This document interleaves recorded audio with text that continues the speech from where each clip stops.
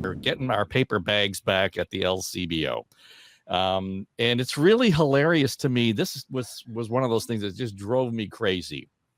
When the LCBO came out, I guess a year ago, August, and said we're not going to have the paper bags anymore, and somehow tried to convince me that it was saving, I forget, 180,000 trees a year.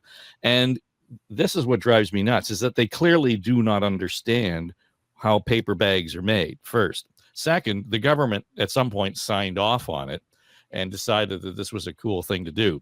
6 or 8 months later, the premier blows wise and figures that this is a way of helping, people who are suffering because of, affordability issues or whatever it might be, because they don't want to have to spend the $2 or $3 on fabric bags. It was just got crazy.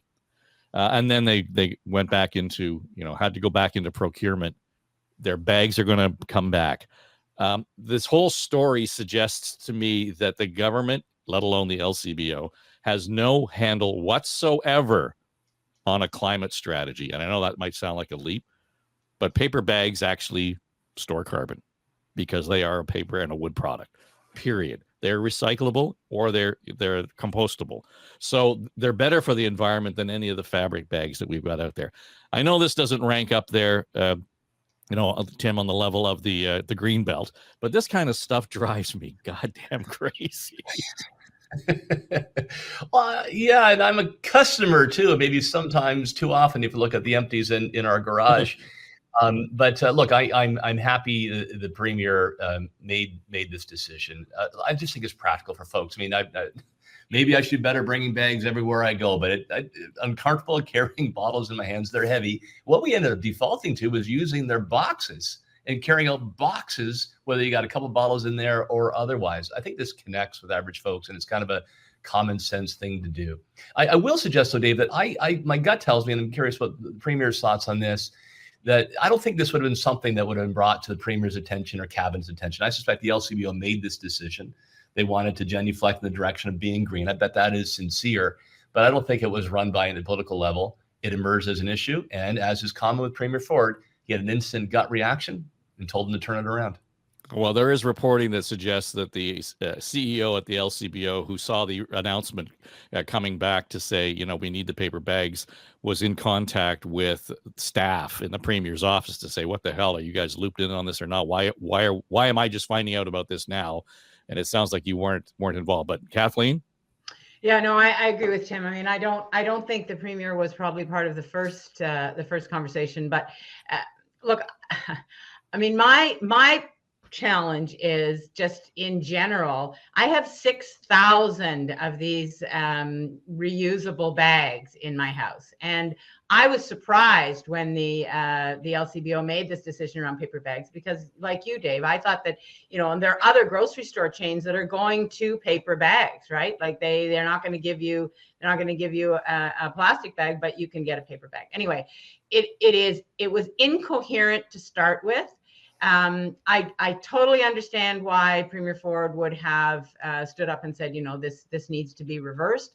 But, to your point, Dave, about there not being a plan, there is no plan. There's no climate change plan in this government. And so that's why it feels incoherent. I think that it's a populist move to do this. I think it actually makes sense. But it's not part of the fabric of a plan that would actually address climate change in any way. And quite frankly, this government isn't interested in doing that. They're not interested in talking about where they even do have a plan, which is, capping industrial emissions, which I think is a good thing. But this is going to appeal to people, and it's going to make sense. So again, there is a fabric of pre-election, and this is part of that. Well, on the other hand here, I hear Mike Schreiner talk about how important it is to make sure we're saving every tree. Again, and I go back to the minutia of this, but the beauty of the paper bag actually saves the environment only because we're using parts of the tree that are useless otherwise. And, that's where we have the actual climate. You make that pulp. And it's part of an industry, actually, that is an Ontario industry. So it's actually a good thing. Wait now. So here we go. The next step here is the fact that they've looked at, they've had to go to procurement to find out, who is going to manufacture these bags all over again. And the global news reporting suggests, well, it was a Quebec company. It's not really. We couldn't find somebody in Ontario. And when I looked it up, turns out that the company is now owned by a larger firm in Cincinnati. So we have farmed out the making of our paper bags at the liquor store to a U.S. company. Now, I guess, Keith, the good news is it's not China. Well, come on. I mean, so many of our forest products that used to be, processed here in Ontario, they'll go ship to Quebec now anyway. So this is not a surprise that a Quebec firm, that they're owned by Americans. I didn't know that part, but that's the way the world is these days in business. But that it went to a Quebec company for the paper bag, that did not surprise me in the least, because of what we're able to do now in Ontario. As Kathleen said, this was a key thing that was produced here. I'm not so sure it still is, but they've ended up in Quebec with it.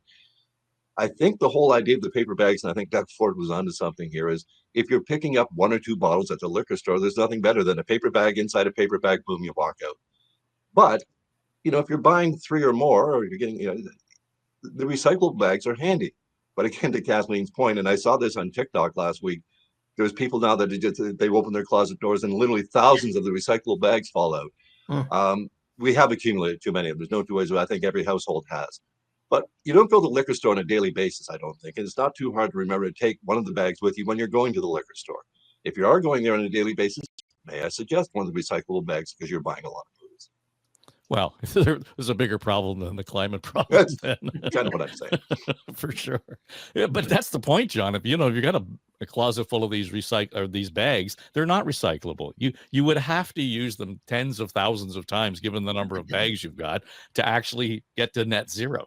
Yeah, you're absolutely right. And I don't know how we've accumulated probably 100 of them here, and yet every time we go out to the grocery store, we're looking for you don't have one. Bag. I mean, it happens to everybody. Look, I think that there's a retail level pedestrian aspect to this, which is very common sense. And I think, when you use that word, it's about making sure that people have choices in life. This is not just about the LCBO, but it's also when you go out to other places and you're gathering groceries and you're forced pretty much to buy a recycling bag as opposed to having the option for a paper bag there.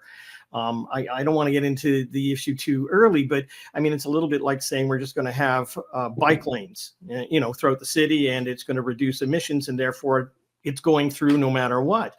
People want to have discussion and balance in this. And I think, when you take a look at how much energy is made to produce these bags, how many of them have been made, and how little they are used often because people forget, or something like that. What's an extra 25 cents? I think having the option of the paper bag is a good one, and I think it will be received really well.